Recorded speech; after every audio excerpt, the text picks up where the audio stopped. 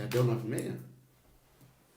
Graça e paz, querido. Bom dia, na paz do nosso Senhor Jesus. Que bom, né, podermos estar aqui nesta manhã para juntos meditarmos na palavra, estudarmos a palavra, aprendermos da palavra, porque é a palavra que nos alimenta. Amém? Que bom, né, que Deus tem nos dado esta oportunidade, mesmo nesse tempo, onde estamos sendo privados de podermos estar, né, no templo, na igreja, juntos, um no olho do outro. Mas graças a Deus, né, que através desses meios, né, da internet, aí nós podemos estar juntos.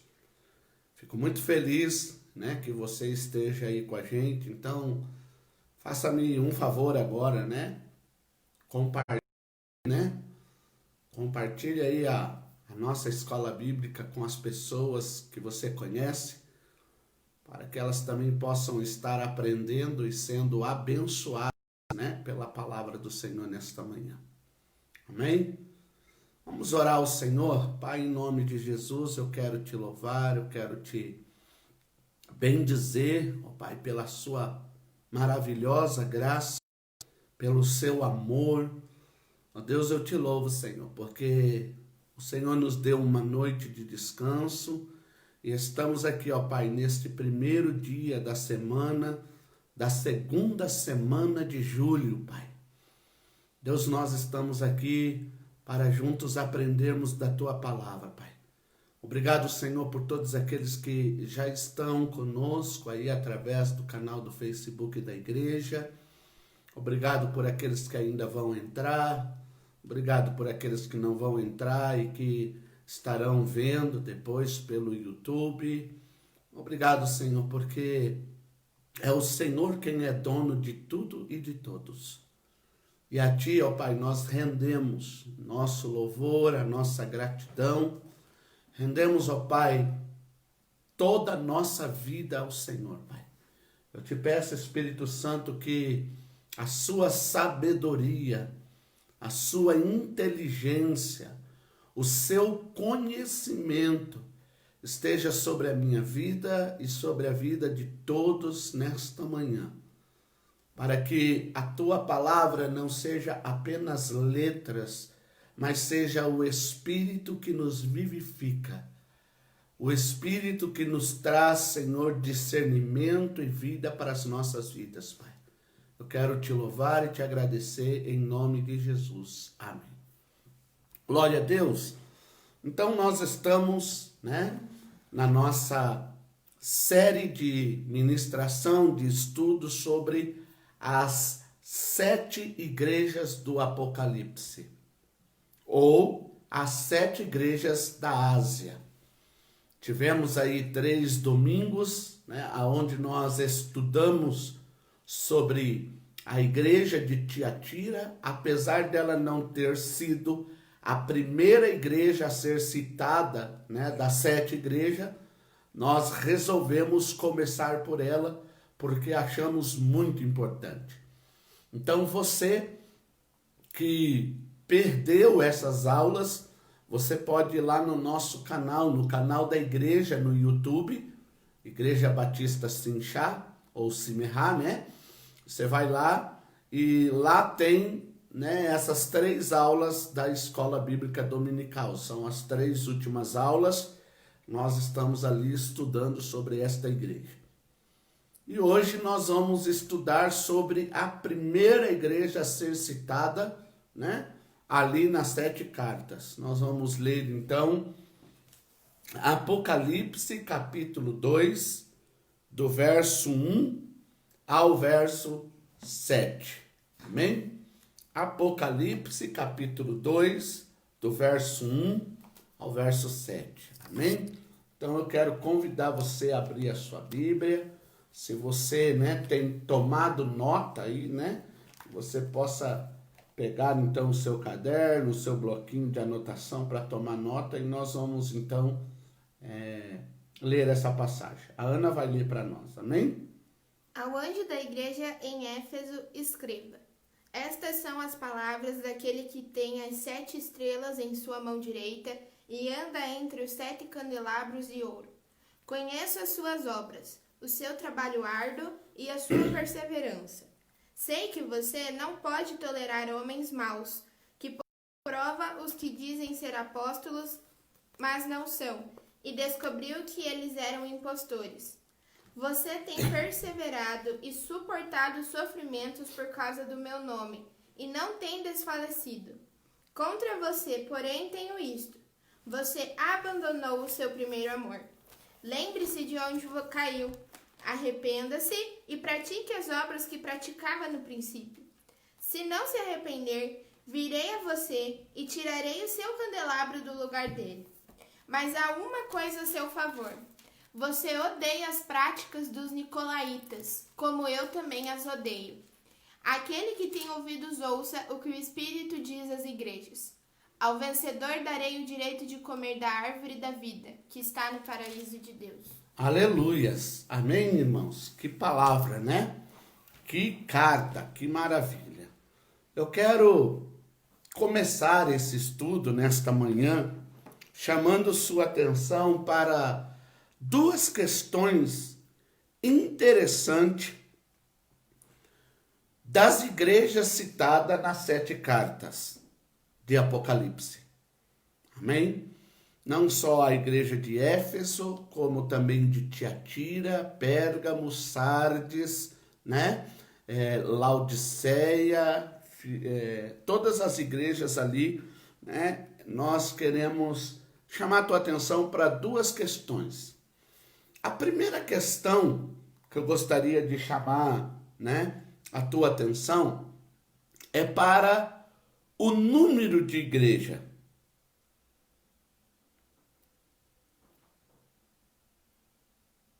Se você observou, são 7 igrejas. Amém? 7. E esse número 7, ele vai aparecer na Bíblia, né? Principalmente no livro de Apocalipse, por 54 vezes. Se você observar, queridos, por que eu estou chamando a tua atenção para essa primeira questão? Olha como, né, Deus apresenta para a igreja de Éfeso. Pode ler? Estas são as palavras daquele que tem as 7 estrelas em sua mão direita e anda entre os 7 candelabros de ouro. Amém? Você observa, né, que ele se apresenta usando também, né, esse número. As 7 estrelas, os 7 candelabros de ouro. E é interessante, queridos, porque quando nós vamos estudar, né, alguns números na Bíblia, não estou falando, né, por parte da cabala judaica, mas quando nós vamos estudar, né, os números na Bíblia, cada número ele tem um significado. E o número 7 na Bíblia, ele aparece com, na verdade, 2 significados, né? O primeiro significado do número 7 é que 7 é o número da perfeição. Mas também o 7 na Bíblia é o número da totalidade, do completo, do não falta mais nada. É o que acontece lá na criação. Deus trabalha, né, 6 dias, completou tudo, então no 7º ele descansa. Então o 7, queridos, ele vem como a perfeição, ele vem como a totalidade, como algo que está completo, que não falta mais nada. Então são 7 igrejas que recebem da parte de Deus, cada uma carta, E esta igreja de Éfeso, ela recebe essa carta, aonde aquele que escreve a ela, né, não só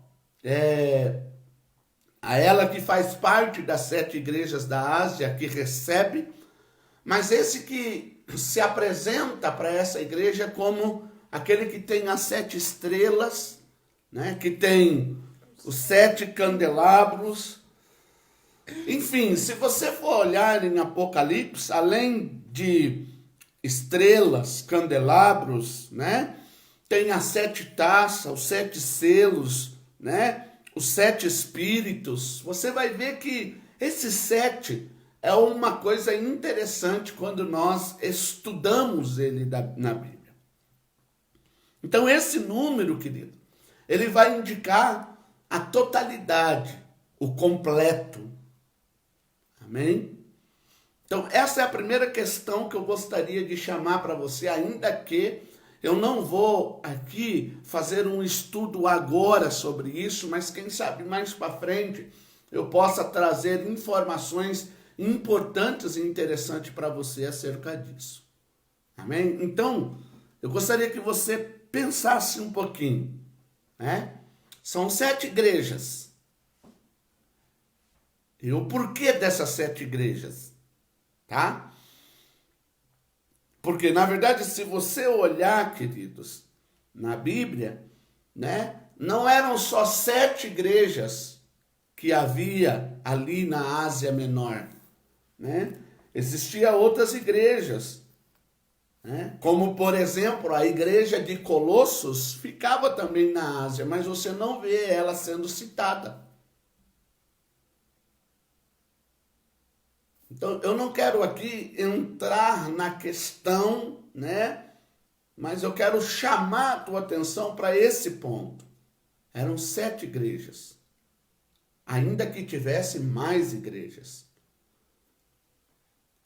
Aprove a Deus, quis Deus, que só essas 7 igrejas recebessem tais cartas.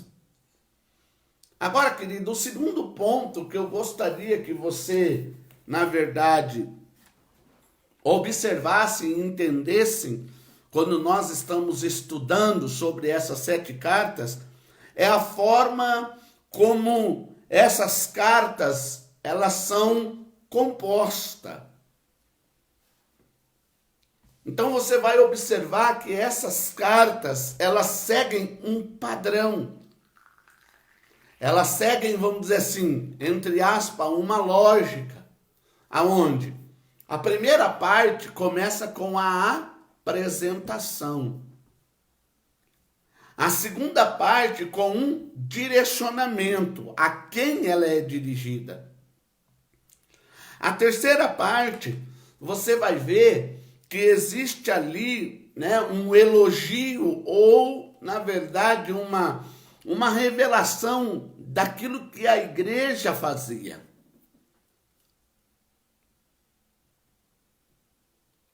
A quarta parte, você vai ver que na maioria das igrejas, dessas 7, sempre há uma chamada de atenção de algo que está errado na igreja e que precisa ser consertado. E a quinta coisa é que todas elas terminam com uma promessa. Então, elas seguem esse padrão. O padrão da apresentação, onde todas elas, você vai ver que Deus se apresenta de uma forma, por exemplo, quando nós falamos em Tiatira, né? Deus se apresenta a Tiatira como filho de Deus. Uma expressão, como eu disse no estudo, que estava sendo esquecida pelo povo de Deus. Então Jesus vai lá e se apresenta como filho de Deus. Aqui em Éfeso, ele já não se apresenta como filho de Deus, ele se apresenta como aquele que tem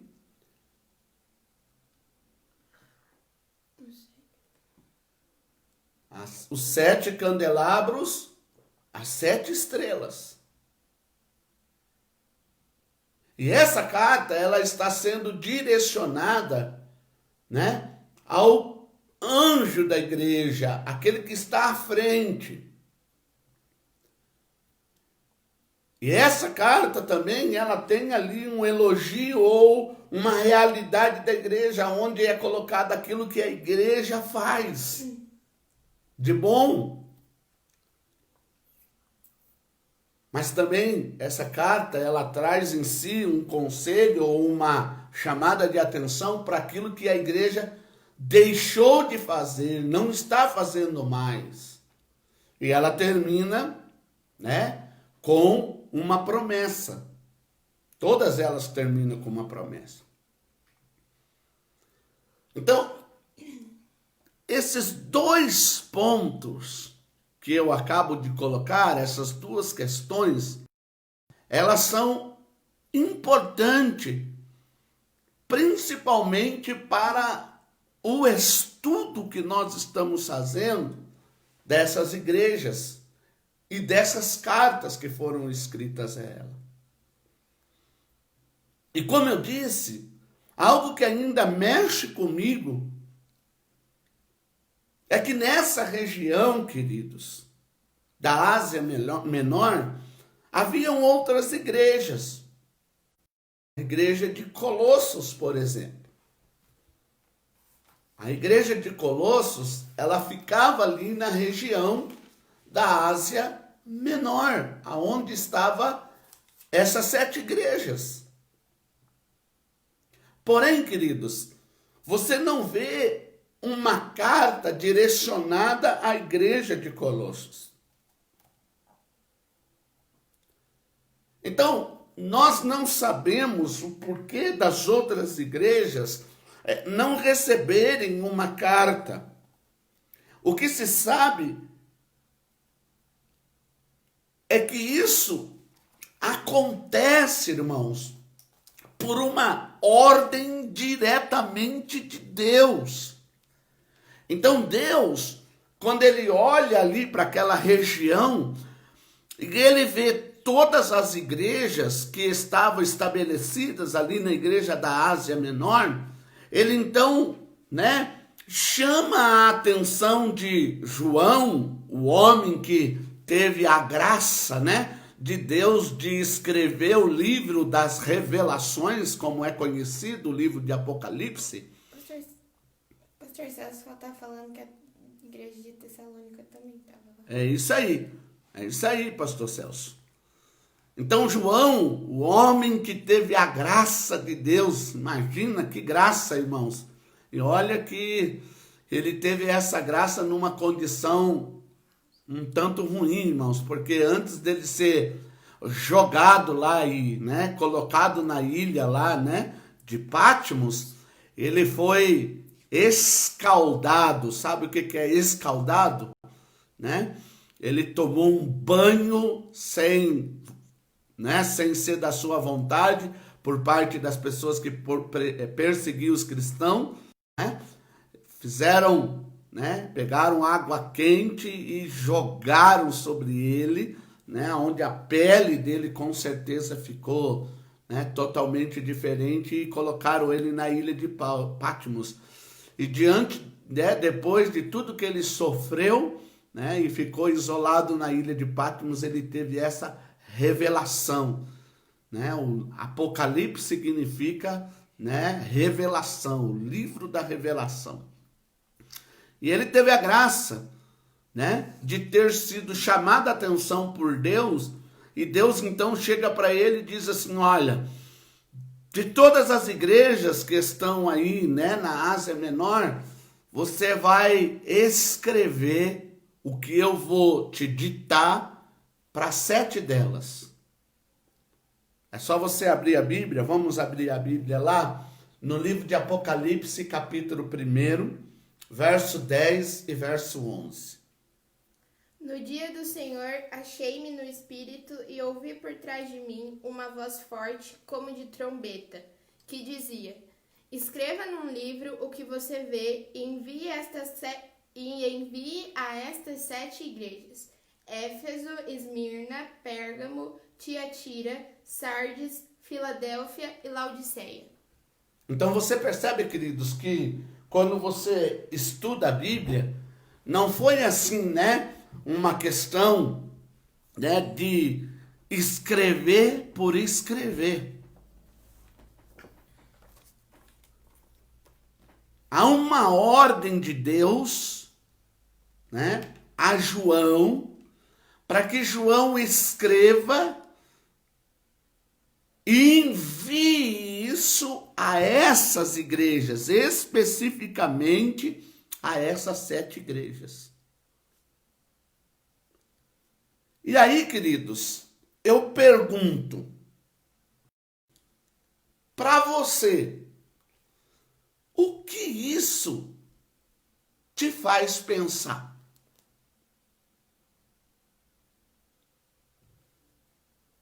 Isso que eu estou falando agora, o que te faz pensar?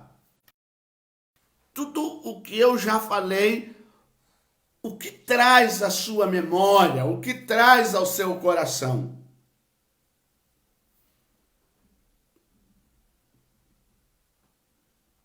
Eu acho que tinha um propósito para tudo. Isso. A Ana acha que tinha um propósito. Vamos abrir a Bíblia lá no livro de Eclesiastes. No capítulo 3, no verso 1 de Eclesiastes. Olha o que a Bíblia diz. Para tudo há uma ocasião certa. Há um tempo certo para cada propósito debaixo do céu. Então veja bem, irmãos. Deus, Ele não faz absolutamente nada por um acaso. Tudo o que Deus faz, Ele faz de maneira planejada. A Thalia falou isso. Deus tinha um propósito para cada um. Amém? Deus não faz nada por acaso. Tudo quanto Deus faz, querido, Deus faz de maneira planejada.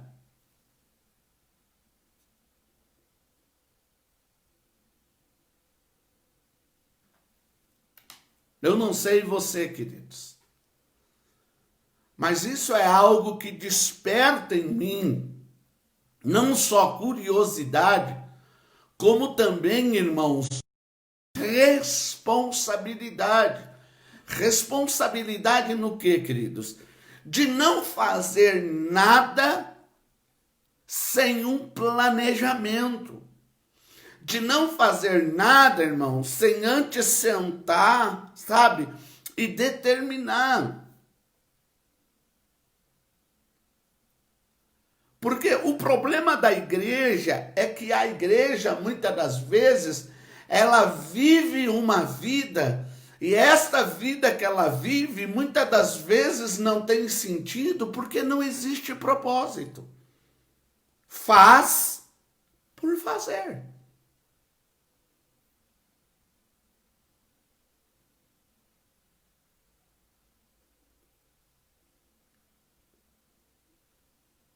Olha o que diz Paulo em Filipenses, capítulo 1, versículo 21.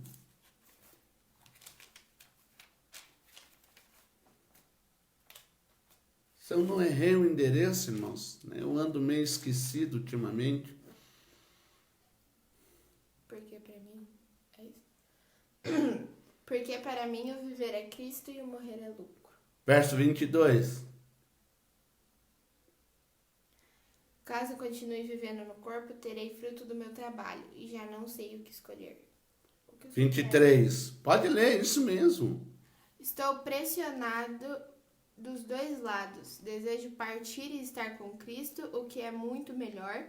Contudo, é mais necessário, por causa de vocês, que eu permaneça no corpo. Então, quando você lê esses 3 versículos, 21, 22 e 23, e o 24,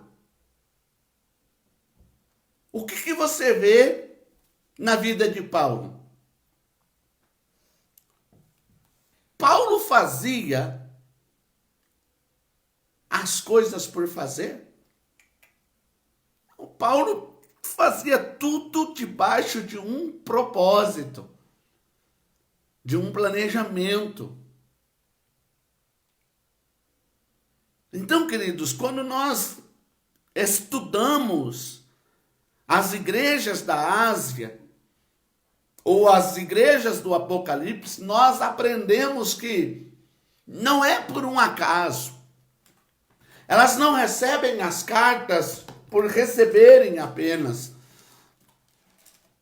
Porque antes delas receberem as cartas, há, na verdade, queridos, uma ordem de Deus, como nós lemos lá em Apocalipse 1, verso 10 e 11, da parte de Deus, aonde Deus chega para João e diz: João, sabe, você vai ver muitas coisas, eu vou revelar muitas coisas para você, João, aqui na ilha de Patmos, mas aqui, tem uma coisa que eu já gostaria de falar para você, já, de início. Escreve num livro o que eu vou dizer para você, e isso você envia para 7 igrejas, e ele vai dar o nome das igrejas.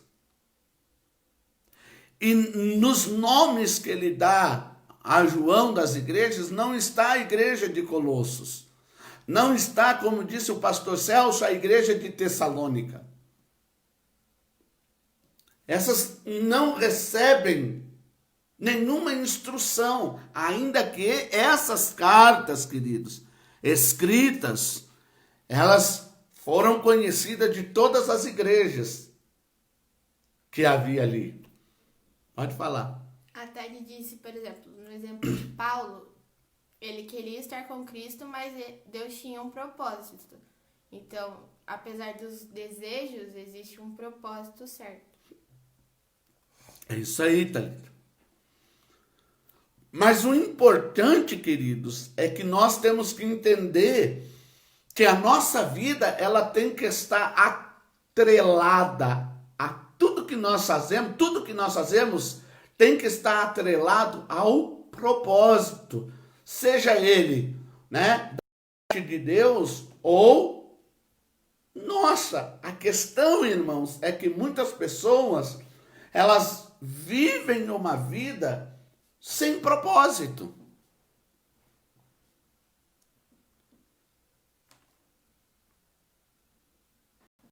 É mais ou menos assim, se você não sabe aonde você quer chegar, você nunca vai chegar a lugar algum.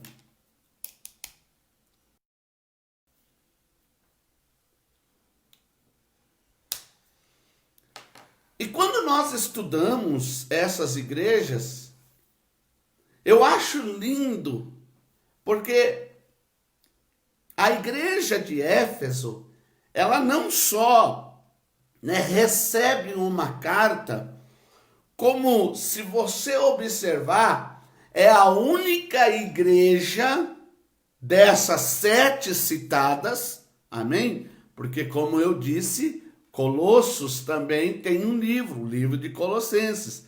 Tessalônica não tem um, tem 3 livros. 1 Tessalonicenses, 2 Tessalonicenses. 2 livros.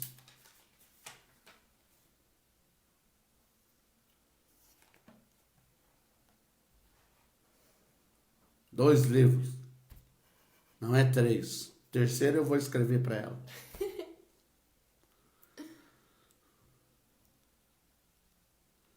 E eu acho lindo, queridos. Por quê?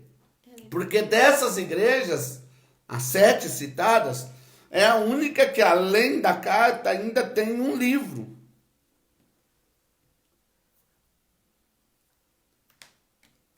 E quando nós pegamos ali na composição do livro de Apocalipse, sendo ela a primeira igreja a ser citada, a receber esse livro, Segundo os estudiosos, existe 3 motivos. Você arrisca aí, até porque, né, eu fiz um desafio para que vocês estivessem estudando e lendo sobre a igreja de Éfeso, que nós estaríamos falando. Você sabe quais são os 3 motivos, segundo os grandes estudiosos, do porquê, né, da igreja de Éfeso ser a primeira igreja a ser citada recebendo a primeira carta? Arrisca, Ana. Você falou que estudou? Eu estudei mesmo. Hein, Thalita? Pastor Celso, quem mais está com a gente aí? A Esther. Stephanie. A Elaine. O Rick, o Moisés. Vamos lá, pessoal. A tia Zuleide, o Adriano. Arrisca, Zuleide. Acho que é até a avó também. Zuleide, você aprendeu lá no Seminário Betânia? O porquê ela recebeu a carta? São 3 motivos. Não é porque ela recebeu a carta. É porque ela é a primeira? A primeira a ser citada. Porque ela era uma igreja importante na Ásia, não era? Ela era uma igreja rica, grande. E aí, pessoal? Tá comigo aí? Então, queridos, segundo os estudiosos, são 3 as razões. Primeiro, Éfeso, a cidade de Éfeso, era uma das principais, era a principal cidade da Ásia. Né? Era, não vou dizer a capital, né, da Ásia, mas era realmente a São Paulo do Brasil.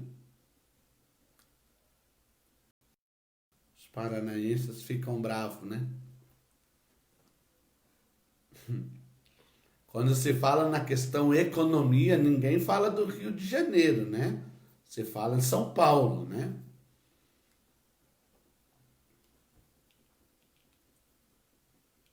Quando se fala em economia, nem fala-se de Brasília, fala de São Paulo.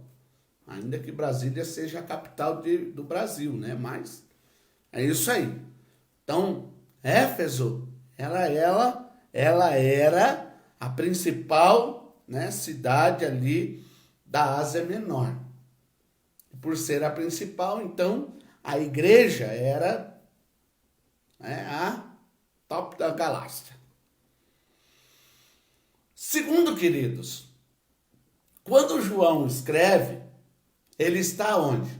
Na ilha de Patmos. Então, da ilha de Patmos, vindo, a primeira cidade era Éfeso. Era a mais perto da ilha de Patmos. Ficava a 100 quilômetros da ilha de Patmos. Era a primeira, né, a passar ali. Essa era a segunda razão. E a terceira razão? Quem arrisca dizer?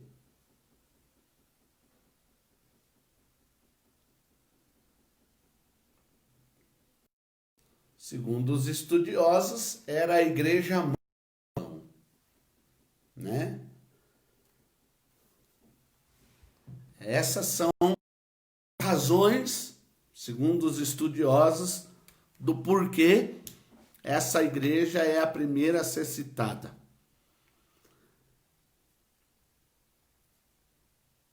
E é interessante, irmãos, nós entendermos, né, toda a sua constituição. Então, Éfeso, como Tiatira, que nós falamos, ela foi fundada, ela começou na segunda viagem missionária do apóstolo Paulo. Lembra que eu dei uma dica para vocês quando nós estudamos sobre a igreja de Tiatira, né?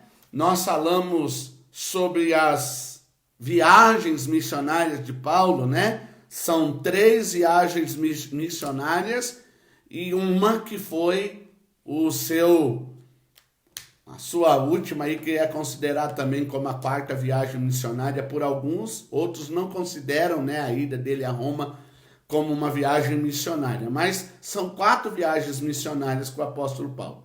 Então a primeira viagem missionária de Paulo, do apóstolo Paulo, está lá entre o capítulo 13 de Atos até o capítulo 15, versículo 35. Atos capítulo 13 até o capítulo 15, verso 35, tudo que acontece ali é referente à primeira viagem missionária de Paulo. A segunda viagem missionária de Paulo está lá do verso 36 do capítulo 15 de Atos até o capítulo 18, versículo 23 do livro de Atos. Tudo que acontece ali é a segunda viagem missionária. E você vai ver, queridos, que é ali, na segunda viagem missionária, nesse espaço de tempo onde a Bíblia, né, relata os acontecimentos, em Atos capítulo 15, do verso 36 até Atos capítulo 18, versículo 23, está o começo da igreja em Éfeso. A terceira viagem missionária de Paulo está lá no Atos capítulo 18, do versículo 24 até o capítulo 21, versículo de número 26. E a ida de Paulo a Roma também, né, a quarta viagem, está lá do versículo 27 do capítulo 21 de Atos até o final, né, do capítulo 28, quando acaba o livro de Atos.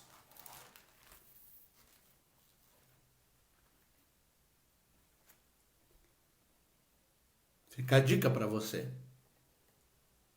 Então, queridos, para nós entendermos, né, para que eu e você, né, possamos entender, né, nós precisamos então ir em Atos, capítulo 18, nós vamos ler o verso 19, 20 e 21. O começo da igreja. Paulo permaneceu em Corinto por algum tempo. Depois, despediu-se dos irmãos e navegou para a Síria, acompanhado de Priscila e Áquila. Antes de embarcar, rapou a cabeça em Cencreia devido a um voto que havia feito. Chegaram a Éfeso, onde Paulo deixou Priscila e Áquila. Ele, porém, entrando na sinagoga, começou a debater com os judeus. Pedindo eles que ficasse mais tempo, não cedeu. Ou seja, Paulo, irmãos, ele chega em Éfeso e ele não vai sozinho para Éfeso. Ele vai acompanhado, né, de Priscila e Áquila, né, um casal, né, que passou a fazer parte ali, né, do oikos de Paulo. Eram os seus, né, um casal que dividia a sua, né, o seu peso ministerial, sempre ajudaram Paulo. E Paulo, ele chega ali em Éfeso e ele vai à sinagoga, e ali na sinagoga ele começa a ministrar, e as pessoas de Éfeso, aqueles que estavam ali na sinagoga, se sentiram muito interessados, e eles, na verdade, pediram para Paulo para que Paulo ficasse. Porém, Paulo, ele tinha um compromisso em Jerusalém e ele não podia ficar em Éfeso. E ele deixa ali Priscila e Áquila com aquelas pessoas ali, para que Priscila e Áquila pudessem, né, passar os conhecimentos que elas tinham, porque Priscila e Áquila eram pessoas muito esclarecidas na Bíblia, de um conhecimento bíblico maravilhoso. E automaticamente, não oficialmente, mas automaticamente, se nós olharmos assim num estudo, Priscila e Áquila foram o primeiro casal de pastor e pastores na igreja de Éfeso. E Paulo, então, ele vai a Jerusalém. E Priscila e Áquila ficam ali, porque Paulo tinha um compromisso. E as pessoas queriam que ele ficasse, mas ele não ficou. Passado alguns dias, se você pegar o verso 24 ao verso 28, olha o que diz a Bíblia. Enquanto isso, um judeu chamado Apolo, natural de Alexandria, chegou a Éfeso. Ele era homem culto e tinha grande conhecimento das Escrituras. Fora instruído no Senhor e com grande fervor falava e ensinava com exatidão acerca de Jesus, embora conhecesse apenas o batismo de João. Logo começou a falar corajosamente na sinagoga. Quando Priscila e Áquila o ouviram, convidaram-no para ir à sua casa e lhe explicaram com mais exatidão o caminho de Deus. Querendo ele ir para Acaia, os irmãos o encorajaram e escreveram aos discípulos que o recebessem.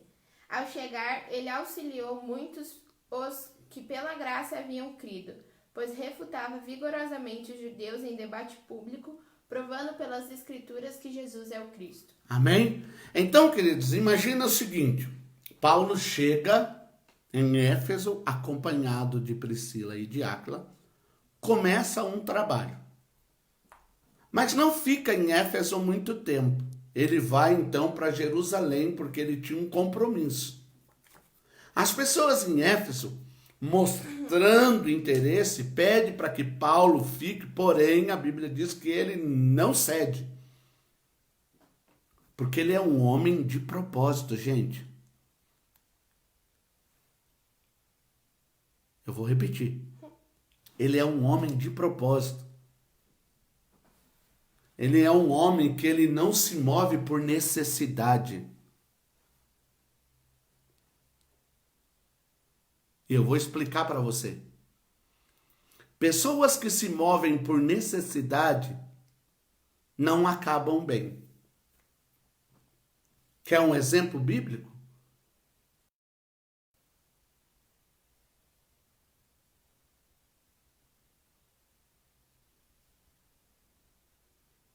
Vamos lá, meu amor.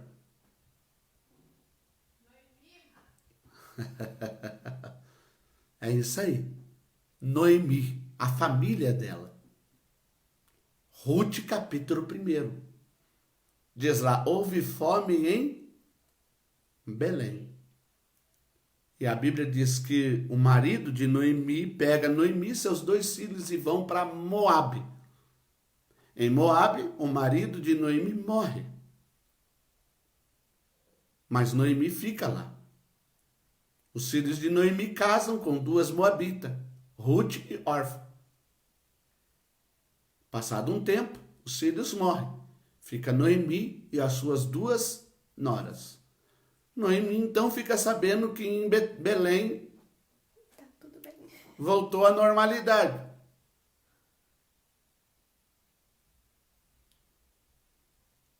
E aí, mais uma vez, nós vamos ver quem é movido por propósito, quem é movido por necessidade. Orfa, movida pela necessidade, fica. Ruth, movida pelo propósito, vai com Noemi. E todo mundo sabe a história. É a história que leva o nome de Ruth, mas que, se você olhar, na realidade devia ser o livro de Noemi.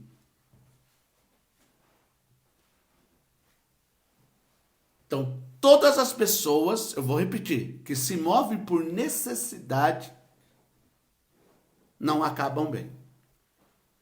Paulo era um homem movido por propósito, querido. Ainda que houvesse necessidade demonstrada pelas pessoas de Éfeso, Paulo tinha um compromisso em Jerusalém e ele não abriu mão desse compromisso e ele deixou aquelas pessoas com Priscila e Áquila.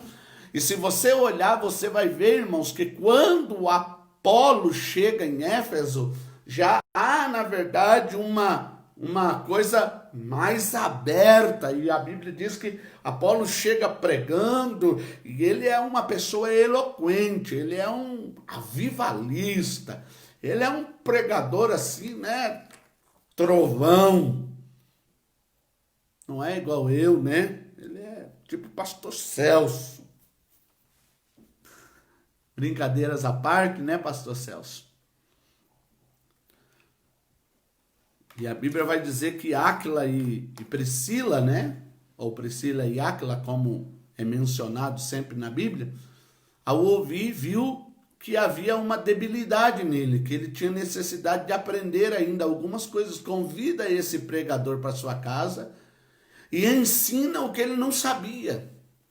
E agora ele está apto para sair ali de Éfeso e ir pregar em outro lugar. E ele vai com recomendações.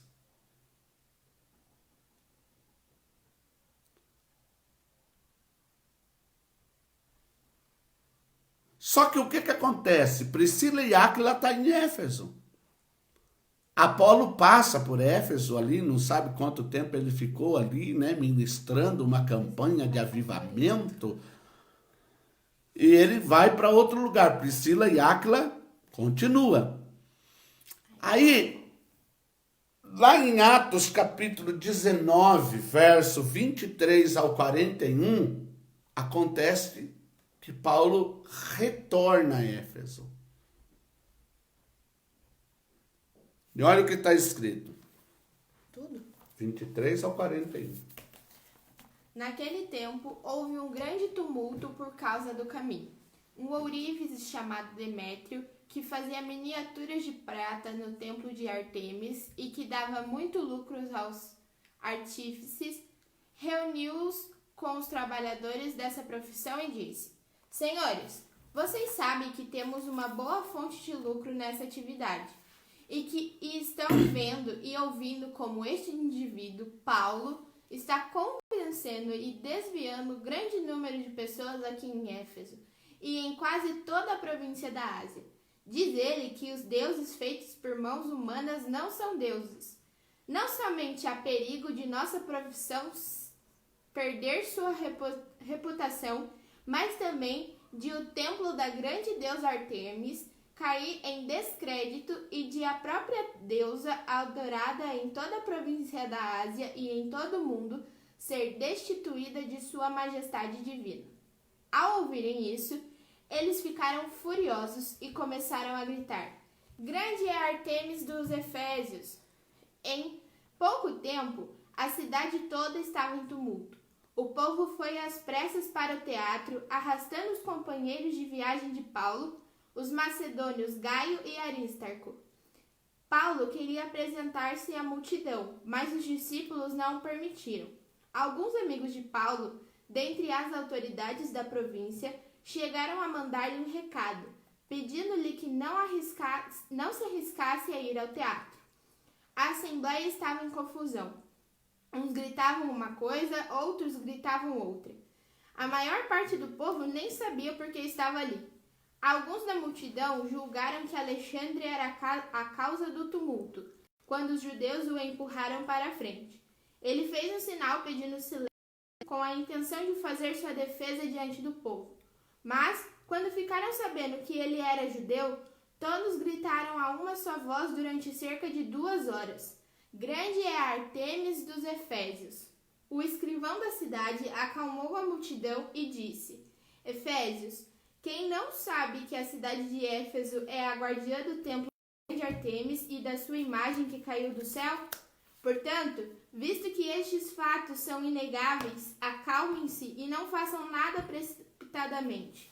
Vocês trouxeram estes homens aqui, embora eles não tenham roubado templos nem blasfemado contra nossa deusa. Se Demétrio e seus companheiros de profissão têm alguma queixa contra alguém, os tribunais estão abertos e há procônsules. Eles que apresentem as suas queixas ali. Se há mais alguma coisa que vocês desejam apresentar, isso será cedido em assembleia conforme a lei. Da maneira como está, corremos o perigo de sermos acusados de perturbar a ordem pública por causa dos acontecimentos de hoje. Nesse caso, não seríamos capazes de justificar este tumulto, visto que não há razão para tal. E tendo dito isso, encerrou a assembleia. Ei, deixa eu trazer para você algo. E eu quero, em nome de Jesus, honrar e não aqui, né? Eu quero honrar para que você entenda. Irmãos, como igreja, nós temos uma missão. Como igreja, nós temos uma missão. A missão da igreja é pregar o Evangelho. Como igreja, queridos, a missão da igreja é pregar o Evangelho.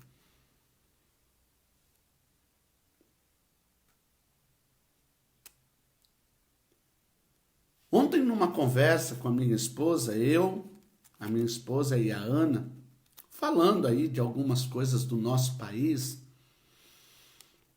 a minha esposa fez uma pergunta para mim.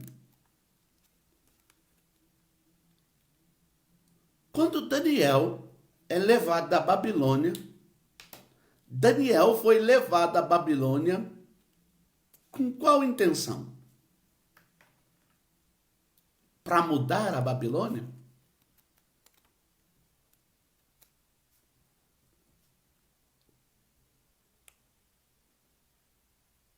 Talvez algumas pessoas, não sei, os que estão me ouvindo agora, ou alguém que possa me ouvir depois, até critique e questione, mas nós temos que entender uma coisa, irmãos. A igreja, ela existe com um propósito. E o propósito da igreja é pregar o Evangelho.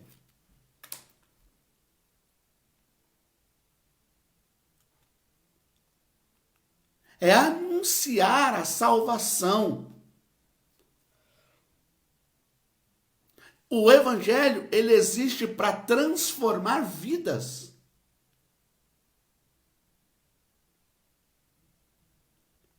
O Evangelho, ele existe para transformar vidas, irmãos. E se você olhar, queridos, a vida de Daniel na Babilônia não mudou a Babilônia. Mudou as pessoas da Babilônia, mas a Babilônia continuou sendo Babilônia.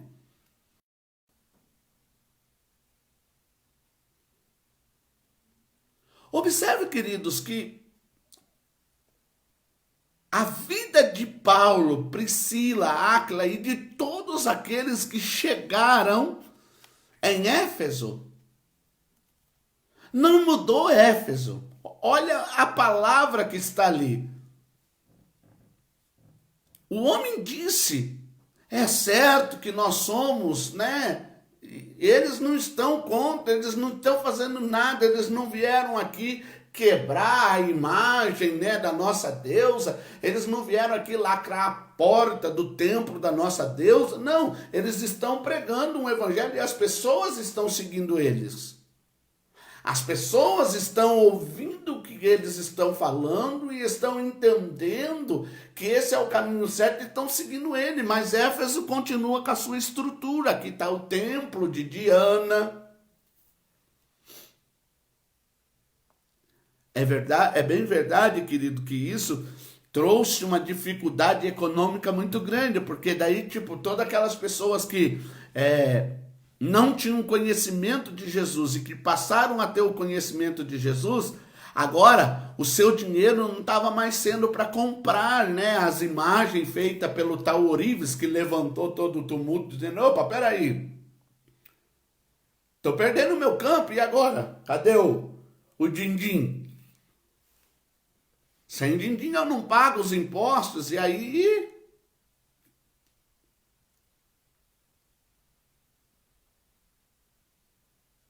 O que eu e você temos que entender, queridos, é que a igreja de Éfeso, ela começa, presta bem atenção, debaixo de um direcionamento e principalmente de um homem com um propósito determinado. Que chega em Éfeso, porque ele está viajando, saiu de Antioquia da Psídia para ir até Jerusalém. Ele passa ali em Éfeso, ele não perde tempo. A estada dele em Éfeso ali, ele já vai na sinagoga, ele já prega o evangelho, mesmo sabendo que ele não ia ficar ali muito tempo. Ele vai para Jerusalém, ele deixa Priscila e Áquila ali. Nesse tempo que ele não está ali, que Priscila e Áquila está em Éfeso, e ele está lá em Jerusalém, passa por ali Apolo, que também contribui com o evangelho, com a sua mensagem, né, forte ali, e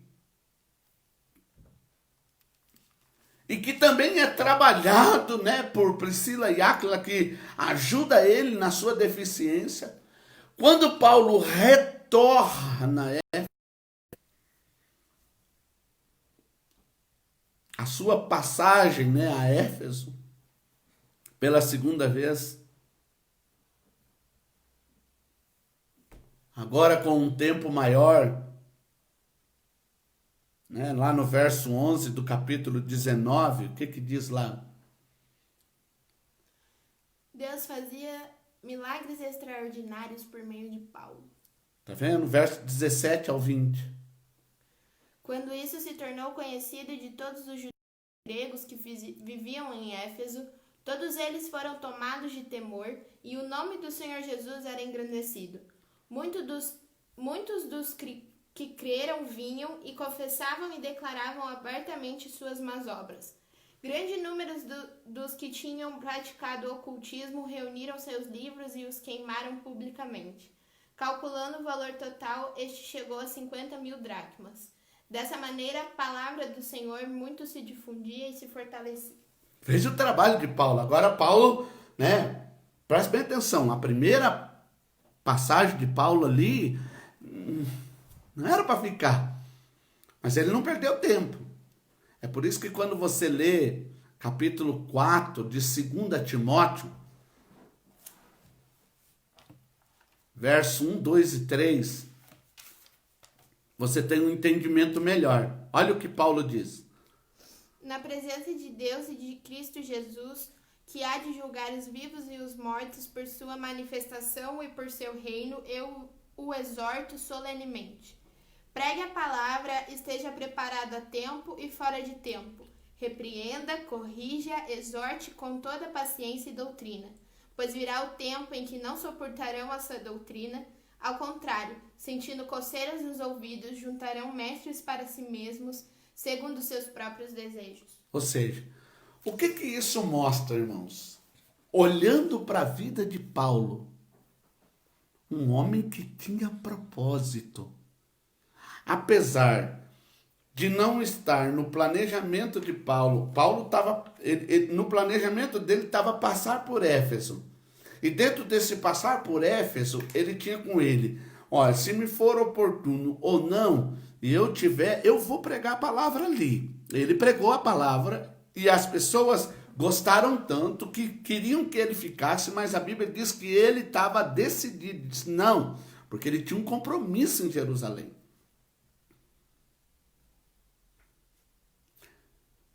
Mas ele pega e deixa Priscila e Áquila ali, com essa instrução. Era um homem que não se movia por necessidade, irmãos. Grave isso. Quem se move por necessidade nem sempre vai ter o fim que deseja. O segredo da vida, irmãos, não está em você agir por causa da necessidade. O segredo da vida está em você agir com propósito.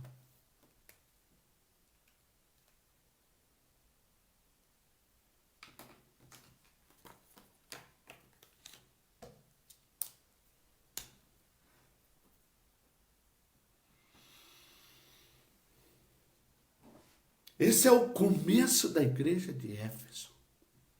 Para você entender por que depois Por que eu estou falando isso, irmão? Para você entender, né? O verso 4 e o verso 5 do livro de Apocalipse, tem que ter noção disso. Verso 4 e 5. Contra você, porém, tenho isto. Você abandonou o seu primeiro amor. Lembre-se de onde caiu. Arrependa-se e pratique as obras que praticou no princípio. Se não se arrepender, virei a você e tirarei o seu candelabro do lugar. Pronto. Você pode dizer assim, puxa, pastor, né? Aonde o senhor quer chegar? Eu quero chegar aí, ó. Veja como começa a igreja de Éfeso.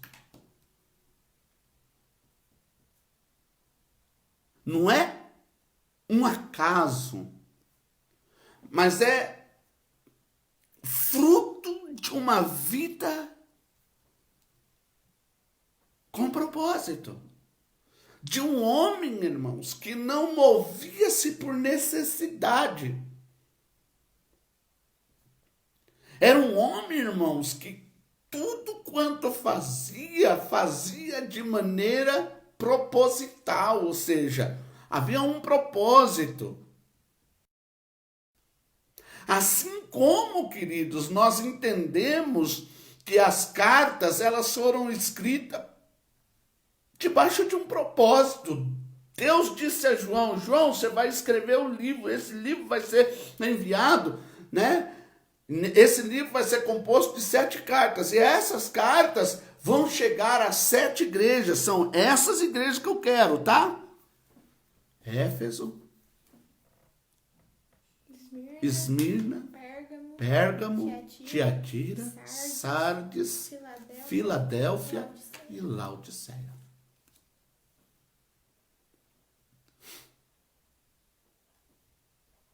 Não é um acaso.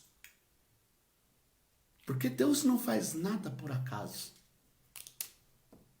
É por isso, queridos, que nós precisamos ter propósito. E como igreja, queridos, o nosso propósito, não me entenda mal, não é mudar o mundo. O nosso propósito é levar salvação às pessoas que vivem no mundo. Para que as pessoas que vivam no mundo se convertam e que através das suas conversões eles passem a viver de maneira diferente. E aí você vai dizer, então, pastor, o mundo será mudado? Talvez não.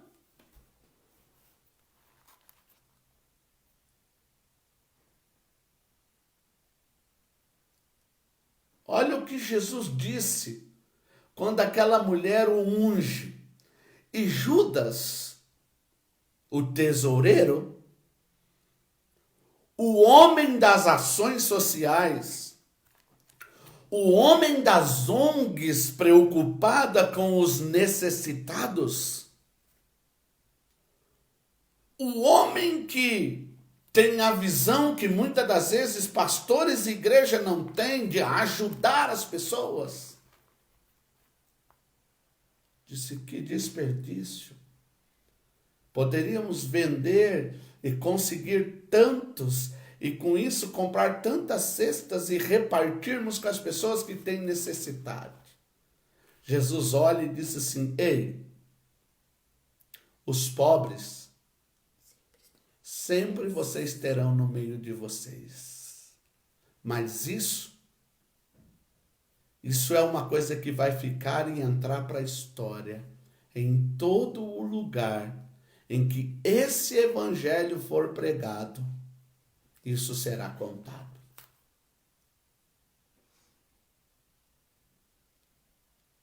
Eu pergunto para você,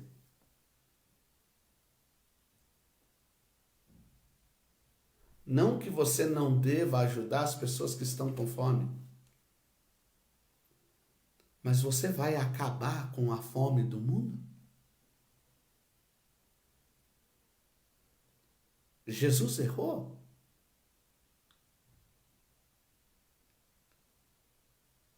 Então, irmãos, não perca o propósito.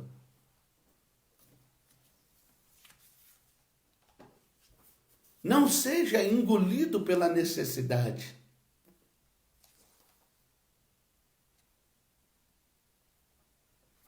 Quem, irmãos, não fica constrangido diante de uma criança que está pedindo esmola?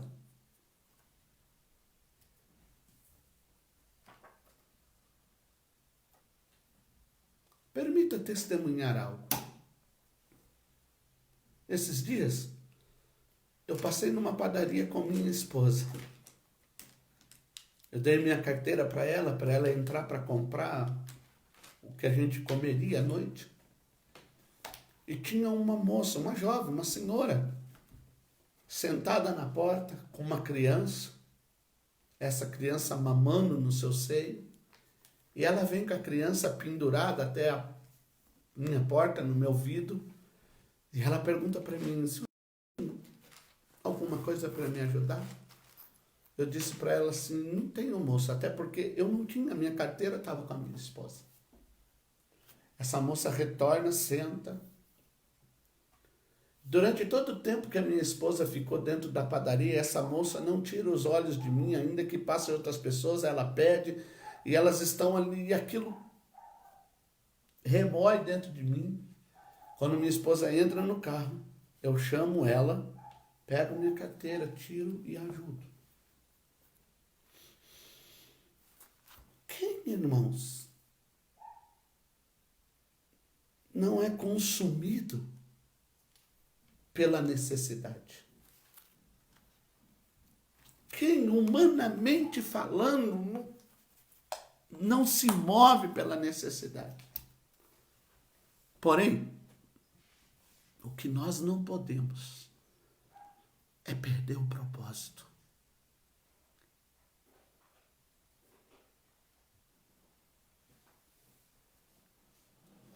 E o propósito da igreja, irmãos, é anunciar o evangelho, é pregar a salvação.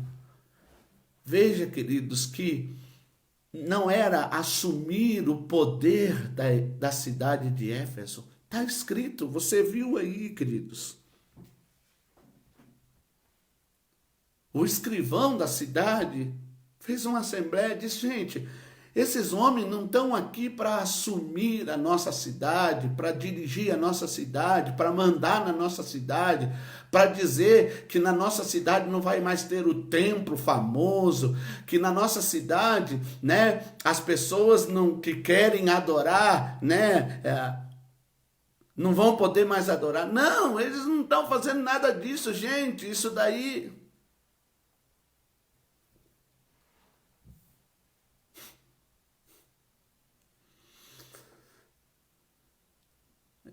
Você está entendendo, irmão? Se você está, faz assim, ó, manda um joinha. Você que está aí comigo.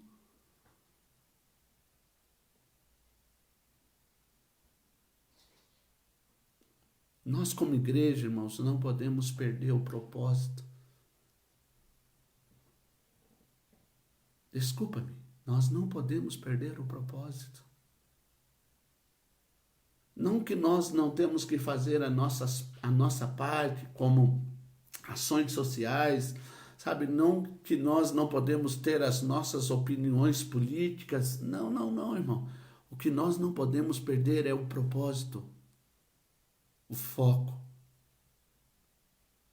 o motivo pelo qual a igreja foi estabelecida.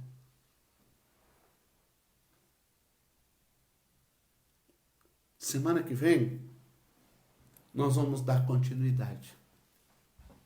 Espero ter contribuído, espero que você tenha aprendido alguma coisa no dia de hoje. Se você aprendeu, mande o seu testemunho. Mande. Seja num áudio gravado ou escrito, mande para nós. Se essa palavra dessa manhã trouxe para você direcionamento, mudança, aquilo que você pensava, contribua. Vamos tornar público aquilo que Deus está fazendo dentro de nós. Quero convidar você a orar. Mas antes de orar, quero lembrar você. Hoje nós vamos ter a ceia do Senhor. Por recomendação do governo e do município, nós não podemos ter pessoas lá no templo, a não ser aquelas que estão nos ajudando, né, ali no louvor e tudo. Então, eu tenho feito esse pedido. Hoje talvez, né, se você ainda não fez, seria um pouco difícil, né? Porque os mercados não estão abertos no dia de hoje, aqui em Curitiba pelo menos. Não era para estar, né? Mas que você possa ter preparado aí o seu suco, o seu pão, a mesa do Senhor, aquela mesa que você vai separar ela, é a mesa do Senhor, não é, né? A mesa do Senhor. E nós vamos estar pelo canal do YouTube hoje. A transmissão do culto vai ser pelo canal do YouTube, só pelo canal do YouTube, amém? E nós vamos estar ministrando a ceia, direto lá da igreja e você na sua casa, juntos participando desse momento abençoado. Você e sua família, e nós lá na igreja com a minha família estaremos juntos. Vamos orar, Ana? Senhor Jesus, muito obrigada, Pai, pelo dia de hoje. Obrigada, Senhor, pela oportunidade de aprendermos e ouvirmos mais, Senhor, da Tua palavra. Que possamos, Senhor, sempre ter sede e vontade de aprender mais de Ti. Que o Senhor continue conosco ao longo desse dia. Que possamos, Senhor, estar celebrando a ceia, Senhor, do Senhor nesta noite. E que possamos, Senhor, sempre estarmos dispostos a ouvir aquilo que o Senhor tem para dizer, Pai. Que o Senhor cuide de nós e esteja conosco, Senhor, em nome de Jesus. Amém. Amém. Deus te abençoe. Que bom ter você com a gente nessa manhã, tá? Beijo no coração.